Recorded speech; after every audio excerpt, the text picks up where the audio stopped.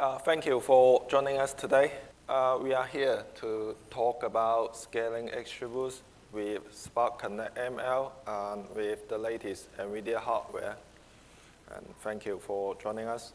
I am Jiaming Yuan. I work for NVIDIA and I helped develop the XGBoost project. You can find me on GitHub, the guy who made a lot of commits there. Yeah, I regret the title, but it is what it is. It's way too specific, but the techniques we talk about here can be applied to other algorithms as well. There are lots of to unpack. So we have XGBoost, we have Spark, we have Connect ML, and we have NVIDIA hardware, the Grace Blackwell. I need to set the main topic for this talk, what we want to focus on. And that is the first word of the title, scaling. We want to scale up XGBoost training with all those frameworks and infrastructures. In here, XGBoost is the application that we want to use to illustrate the infrastructure, the hardware infrastructure, the software infrastructure, and those are the things we want to illustrate.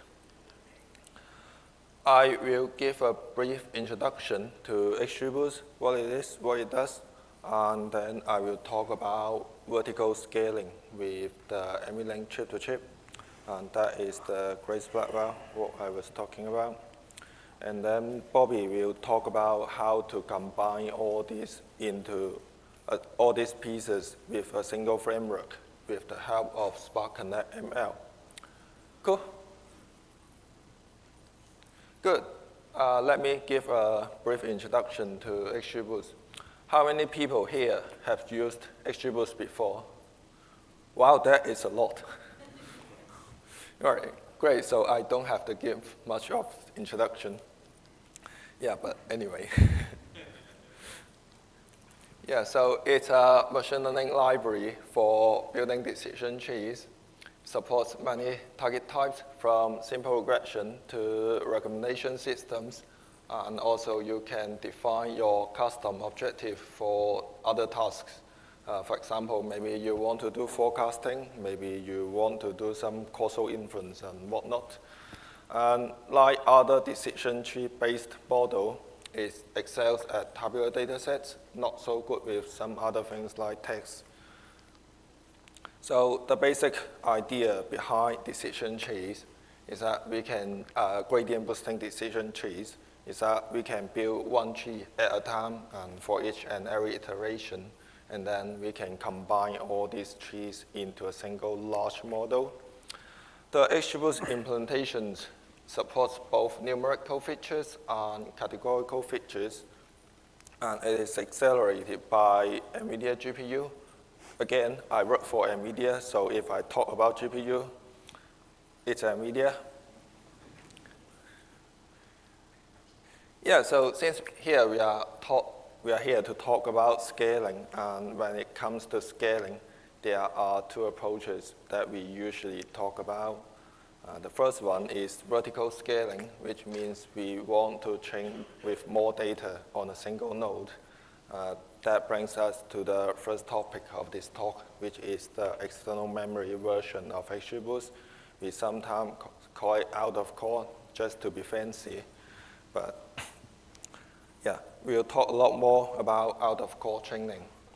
And the second thing we want to talk about is horizontal scaling, which is the distributed training.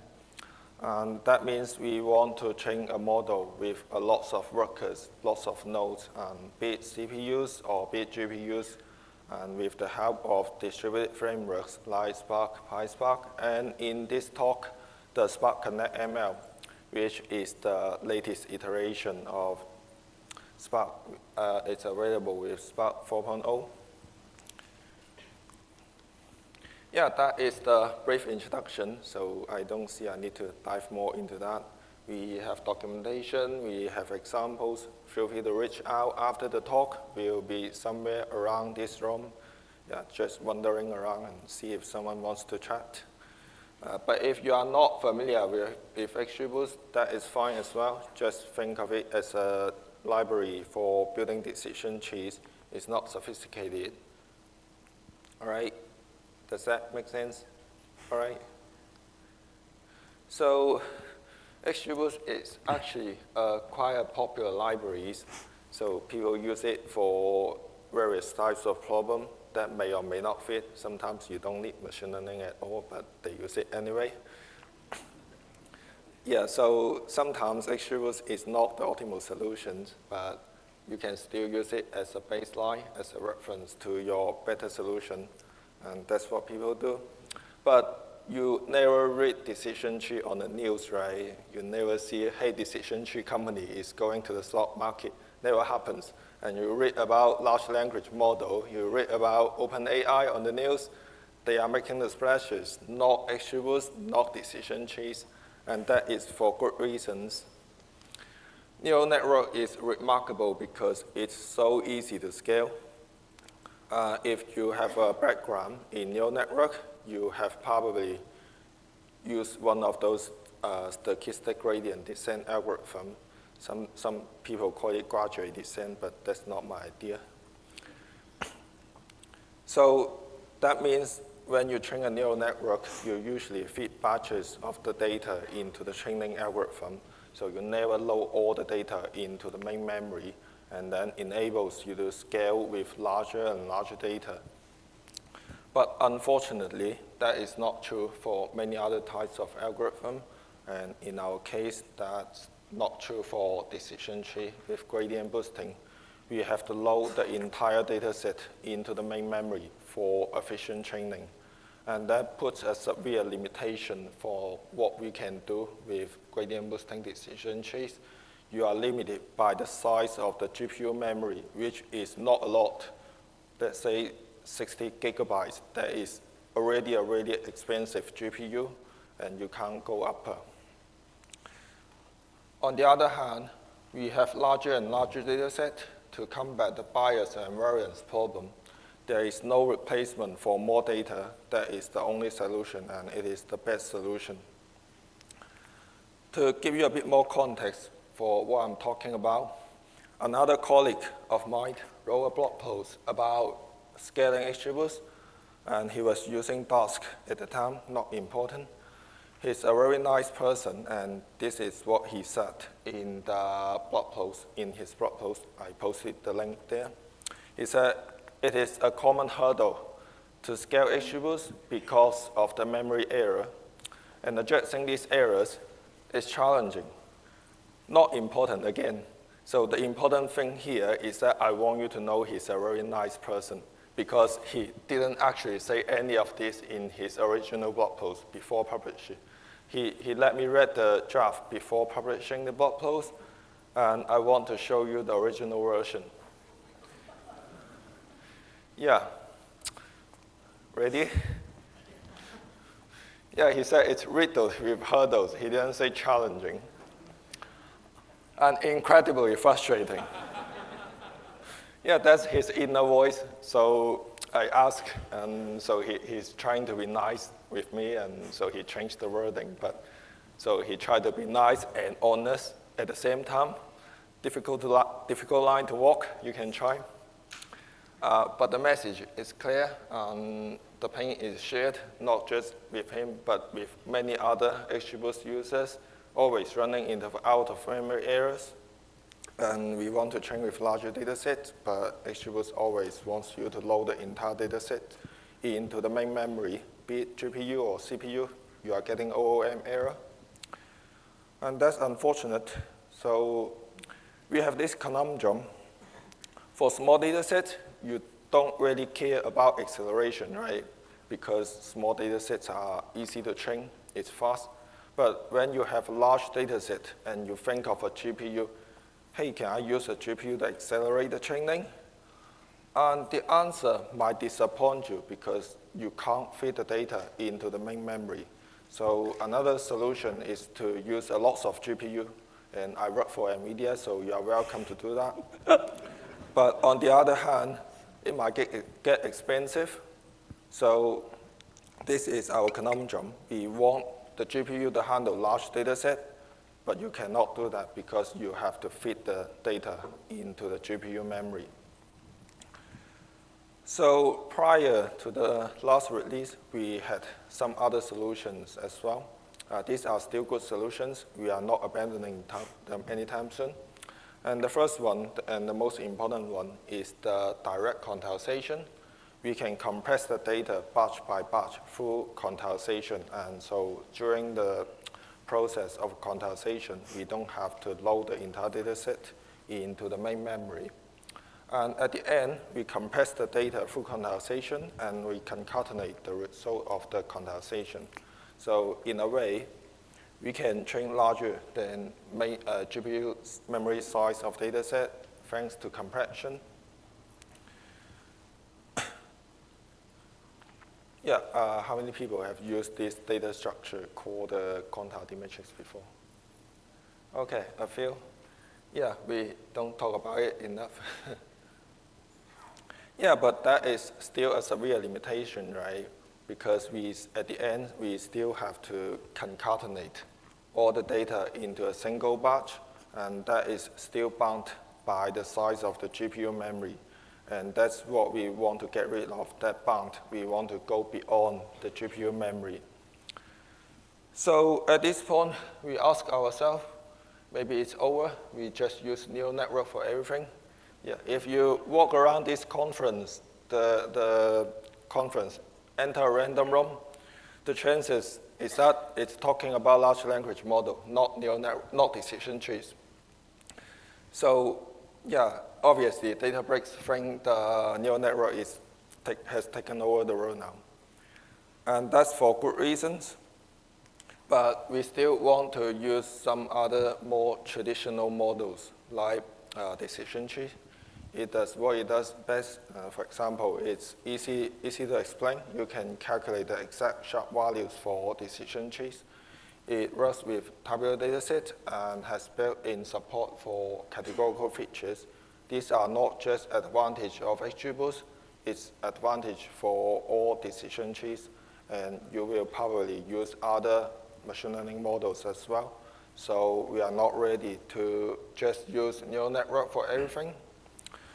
And then the second question is we want to ask is it possible for us to scale decision tree training, just like how those crazy people scale neural network?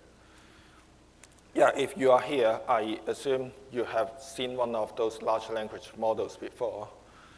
Otherwise, I don't know which rock you're living under. But I hope this talk is useful to you as well. Yeah, that's our goal. We want to scale decision trees just like how people scale deep learning models. And to answer that question, how do we do that? And the first solution that we came to is external memory. So what is it? We call it sometimes out-of-core training, and people might not be familiar with it. Even if you use XGBoost before, we don't talk about it very often, and we mark it as experimental features for a very long time, since day one, for many years. And that was for good reason, because it's really difficult to do. And now we are just getting started with this feature in the latest release. So what is it?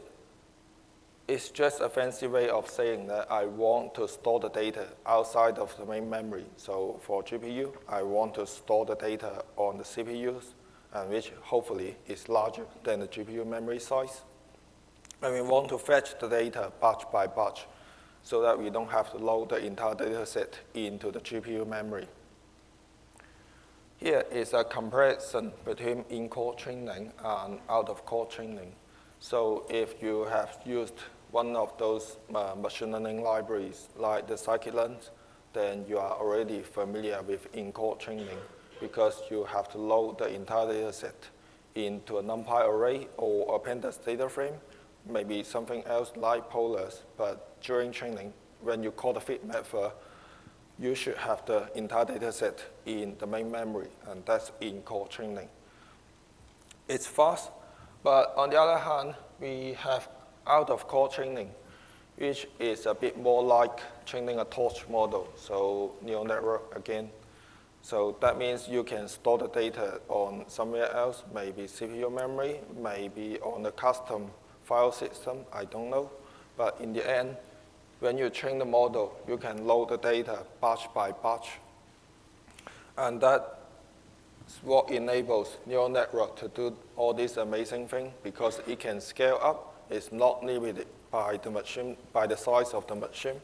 Yeah, so we haven't really talked about external memory for XGBoost before. We don't even want to answer issues on GitHub because, for external memory, because it was so difficult to do prior to 2024. In the last release, we have made a lot of new features to enable that for GPU. And we have a new streaming algorithm, we have data backends, and then we have access to the latest CUDA features. So you see the CUDA item there. That's the CUDA features that lets you access CPU directly from a GPU kernel. And so most important thing here is the new quantile D-matrix for the quantization. So I showed you the internal diagram for quantile D-matrix earlier. And the only difference here is that we don't want to concatenate the data. As I said, I want to load the data into the main memory batch by batch, and that is the first step that I need to do. Sorry. Yeah, that is a starting point because we want to store all these batches without concatenate them and store them outside of the main memory, and then we can fetch these batches during training on demand. So there is a difference for XGBoost external memory with the torch model neural networks stochastic gradient descent. We still need the entire dataset for each and every decision tree. It is still not a stochastic algorithm. Yeah, so if you train a decision tree with only a small batch of the data, that is a very low subsampling rate, and it will hurt the accuracy of your model. And we don't want that. So this is available in the public documentation. It's just a snappy. If you used XGBoost before, this should look familiar with you. You just have to define an iterator. We have some best practices for using the new external memory. The default parameters for training should be good. I just list them here explicitly, but you don't have to change anything. The most important thing here is the external memory quantile D-matrix. There are some parameters you can tune, and you are feel free to reach out after the talk if you are interested. So we made a lot of changes, and we make a new release even. Are we done yet? Can we just use external memory everything? Well, if so, then we can just go down the stage and say hi. But no, it's still quite difficult to do. And when you work on optimization for any computer code, the first thing you come to mind is data locality. There is not a second thing that is more important than data locality. And when you put your data outside of the main memory, we need to read the data, and reading data can be really expensive, even if it's on the CPU memory. And for our case, it takes much longer to read the data than it is to train a model. And hence, there is a significant overhead in there when we start training with external memory. We'll see more details through a profiler later in this talk, but this is the mental image that you should have. The overhead is caused by data reading, and that's why we don't really work on it a couple years before. There is no way around it. But now we have one. So that brings us to one of the major topics of this talk, which is the latest hardware, the NVLink chip-to-chip. It enables us to do vertical scaling with XGBoost. So yeah, let me give a brief introduction to the chip-to-chip link. So it's available with the latest NVIDIA hardware, Grace Blackwell and Grace Harper. So it's a hardware link that connects multiple chips together. But in our case, what we care about here is the is that it connects the CPU with the GPU. Here, the Grace is the name of the CPU, and Hopper is the name for the GPU. Same goes for Grace Blackwell. It's an ultra-fast link, so it can transfer data through these different chips in a really high throughput. Let me recap here. So why do we want to use this latest hardware? It's not cheap. So we want to train larger than GPU memory size, but when we cache the data somewhere outside of the GPU memory, reading the data can be expensive. So our solution is, can we speed up the data read? And that is what NVLink is here to help us to do. We asked before, so is it possible to train decision tree in a way that's as scalable as deep learning models? That is the problem. And with NVLink, we are getting much closer. So I don't want to jump the gun, but it's not there yet, but we are getting much, much closer. And with NVLink, there is basically little to no overhead when you use external memory. We'll see the results later. But here, it's quite remarkable to me because I have been dealing with these frustrations for years, and now it's basically gone. Here is a comparison between the chip-to-chip link and normal PCIe 4. So if you have assembled a PC before yourself, then you should be familiar with PCIe. So when you connect the GPU with the motherboard, that slot is consisted of PCIe. And I want you to focus on the performance here. So on one hand, you have PCIe 4, which has about 24 gigabytes per second of the throughput. That means you can copy at most 24 gigabytes of the data from CPU to GPU per second. That's not fast. So if you have access to one of those Gen 5 machines, so it can double that, but still 48 gigabytes, not much. Fast enough for gaming, but not fast enough for training decision tree models. So on the other side, we have the chip-to-chip link, which has at least 350 gigabytes of the transfer throughput. That is more than 10 times.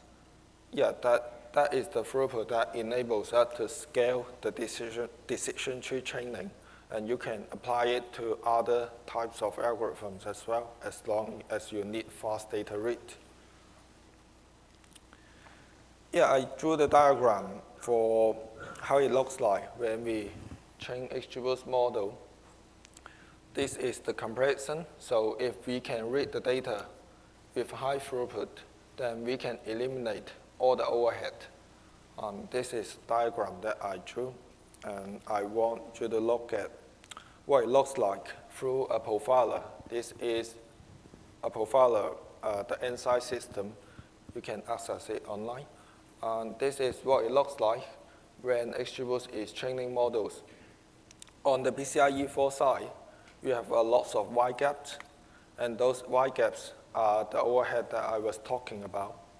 The computation is waiting for the data to arrive from the CPU to the GPU, and that basically makes the GPU a nonsense because it might be slower than the CPU because of it's waiting for data to arrive. And that is what makes the chip-to-chip link amazing, because when you look at the other picture, there is little to no overhead there because there is little to no wide gaps between the computation.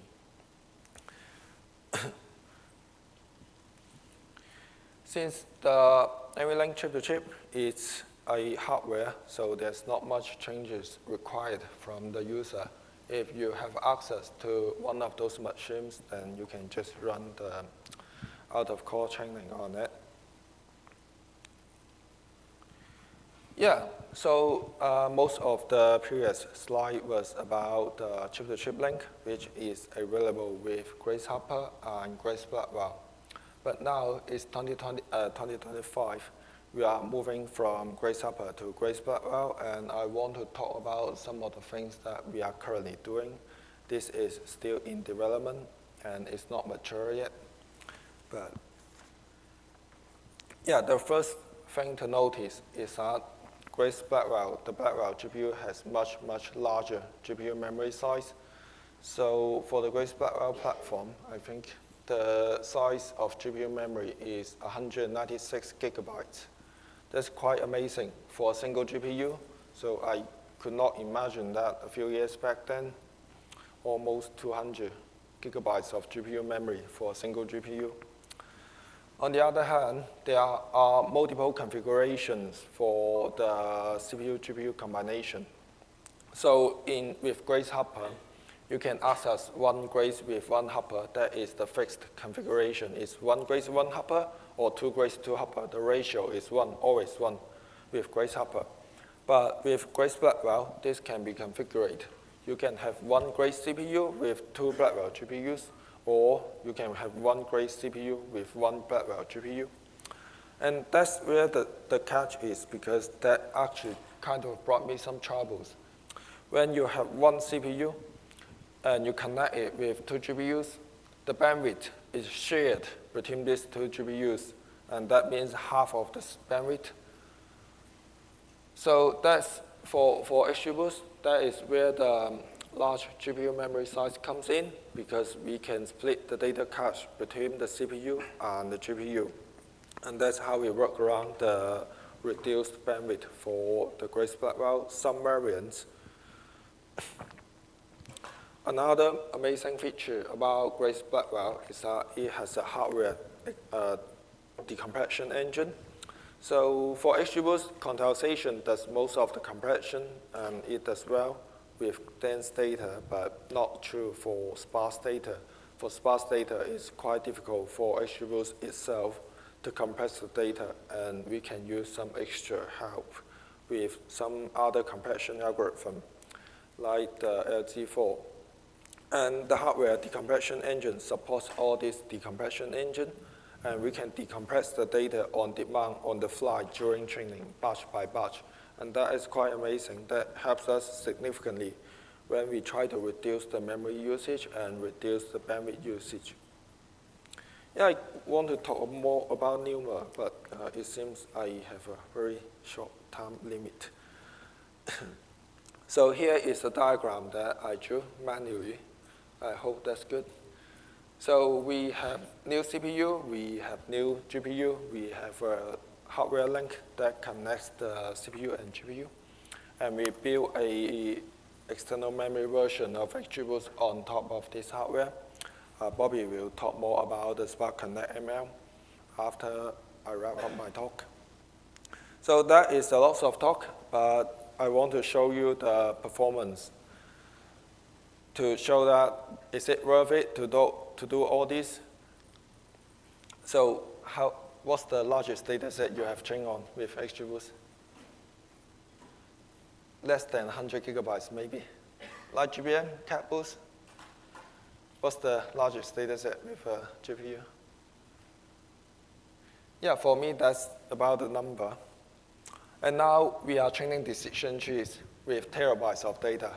That's not a terabyte of data of CSV file sitting somewhere, not a SVM file, right? We are training terabytes of data with dense floating point matrix for gradient boosting decision trees on a single node. Yeah, so I work for NVIDIA, and that's got the grand tradition. I have to compare against CPU for performance. I use 500 gigabytes of the data for benchmarking here. You can go higher if you want, but just to know that it takes more than 10 hours for the CPU to finish. Yeah, lastly, to wrap up my talk, I want to share the roadmap for what we are going to do. So most of the changes are already in the latest release, and we are working on Spark Connect ML integration, and we are working on the Blackwell support. Also, we are planning to expand the external memory capability with multi-output and with cross-validation. So unlike large language model, we still need cross-validation, apparently. Yeah, my colleague Bobby here will try to bring all this together. That is the rocket science. Thank you. Thank you, Jiaming. Thanks, Thanks everyone. I'm Bobby Wang. Today I'm going to discuss XGBoost with Spark Connect ML. But first, I'd like to introduce a little bit about Spark Connect and Spark Connect ML. So Spark Connect is a decoupled client-server architecture that allows connecting to the remote Spark clusters by using the data frame APIs and use the unreserved logic plans as a protocol. But before Spark 4, Spark Connect mainly focused on the data applications, which means there were no Spark ML applications supported officially by the Spark. So this raises the question, can we run the machine learning algorithms with the Spark Connect? Well, there will be two different cases. For the first case, for the Python-based libraries, for example, torch distributor, actually we can use the mapping pandas, mapping arrow to achieve this. But for the JVM-based ML libraries, the answer is no. Even for the Spark built-in ML library, we can't do it. So with this limitation, we introduced Spark Connect ML starting with Spark 4, actually Spark 4.0. So Spark Connect ML is a new feature in the Spark to now running the JVM-based ML libraries on the Spark Connect. So with Spark Connect ML, actually we can run this piece of code on the both Spark Classic mode and the Spark Connect mode without changing any code, without changing any user code. So to achieve this, Spark Connect ML defines some command-specific protocols to align with the Spark core ML framework. For example, here, the fit protocol is to align with the Spark estimator.fit. The read-write is to align with the Spark ML read-write. It also defines some relation-specific protocols for the ML. For example, the protocols is to align with the some special cases, like some API attributes that return data frame. For example, here, the transform protocol is to align with the transform.transform, which return a data frame, which is a relation. So in this section, I'm going to show you how easy it is to extend the XGBoost gem package with Spark Connect ML. So first, we need to start a Spark cluster. Here, I use the Spark standalone cluster as an example. So the left side is to start a CPU cluster, while the right side is to start a GPU cluster. Second, we need to start a Spark Connect server. The left side is to start a Connect server connecting to the CPU cluster, while the right side is to connect to the GPU cluster. Actually, currently, we are working on a PR that puts the Spark XGBoost Connect Python client into the existing XGBoost Python package. So in that case, we can use the XGBoost estimators directly from the XGBoost package. For example, here, XGBoost.connect. And then we can run below demo that enables XGBoost to run on the Spark Connect. So finally, we did the benchmarking test for both CPU cluster and the GPU cluster when enabling the external memory for the GPU case. So here we use a dataset which has 512 features totaling 1 terabytes. And we trained 1,000 trees with most default XGBoost parameters here. And for the CPU cluster, we used 11 M5D24X large nodes. Each node has like 96 CPU cores and 384 gigabytes CPU memory. GPU, we use Grace Hopper 200 NVL2, which has 2 Grace Hopper 200 GPUs. So you can see from the right picture, when enabling the external memory, the GPU training time is like just 1/3 of the CPU training time.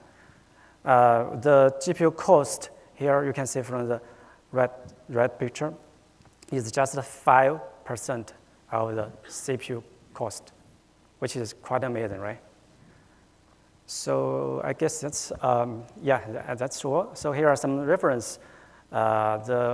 The PR to introduce the Spark Connect ML, the Jira, and the PR to support Spark Connect in XGBoost. Actually, we are working on, we will publish the script to reproduce the performance. We will put it here after talking. So, I guess that's all. So, any question?